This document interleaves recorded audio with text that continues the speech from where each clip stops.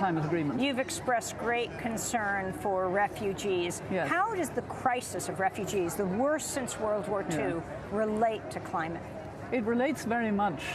We have a big crisis of refugees. We also have a crisis of migrants who don't qualify under the Refugee Convention, and many of them are now, in part at least, driven by the impacts of climate change, driven by very severe drought. Some of it is internal, but a lot of it is now across borders as well.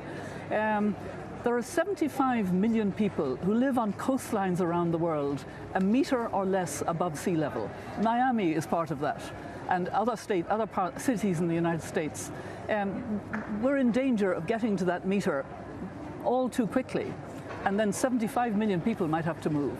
I wanted to share a clip of Donald Trump on the campaign trail, who repeatedly said he would end all immigration to the U.S. by Syrian refugees and others from what he called terror-prone nations. This is Trump speaking last month. We're not going to take the risk when it comes to the safety of the American people, no longer. So let me state this as clearly as I can.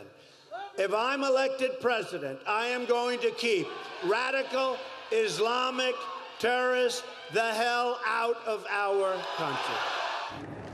That is Donald Trump speaking last month. Earlier this year, President Robinson, you addressed the European Parliament in Brussels, where you suggested a comparison could be made between today and the Nazi era. European people knew then, you said, what was happening to the refugees and still did little or nothing to save them. You said, quote, "I am not afraid of the refugees. I am afraid of the state of my conscience in 25 years' time if Europe fails to act now." I do feel very strongly about it, and so do the elders that I belong to, that were brought together by Nelson Mandela, 10 years ago. We have our 10th anniversary coming up. And we were in New York with the International Rescue Committee, listening to the very good policies they have on admitting refugees, including Syrian refugees. And the point is, there is an extremely careful vetting that goes on. So it's wrong to suggest that anybody could come in who would be potentially going to cause a problem. In fact, the problems, as I understand it, have been caused by those born in the United States or living in the United States for a very long time. And of course, we want to combat terrorism, but we have to understand the importance of fully supporting the Refugee Convention, but also all migrants have human rights. And that's the important message that we need to get across. This is Carl Higbie, a spokesman for the pro-Trump Great America PAC, defending a proposed registry for all Muslim immigrants by citing World War II Japanese internment camps. He spoke with Fox News' Megyn Kelly.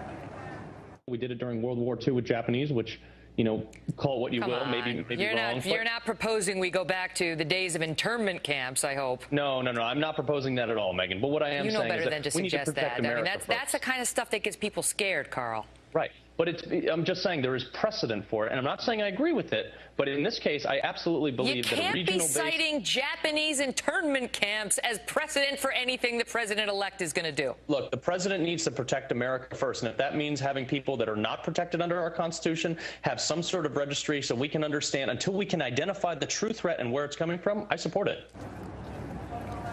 Your response to this, former Irish President Mary Robinson. I've met quite a number of people here at this COP from Muslim countries, and they are quite scared. And Muslims living in the United States who are here at the COP, and they are very scared. Words matter, actually, and it's important not to somehow try to characterize as the other all Muslims. It's such a contradiction from the reality as we know it in the world, and the importance of actually having more inclusive societies.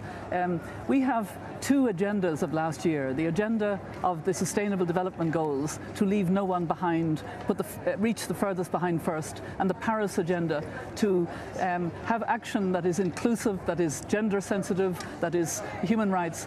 That is the agenda the world needs. We need a solidarity between peoples, not walls, not hatred, not words that create fear in other people.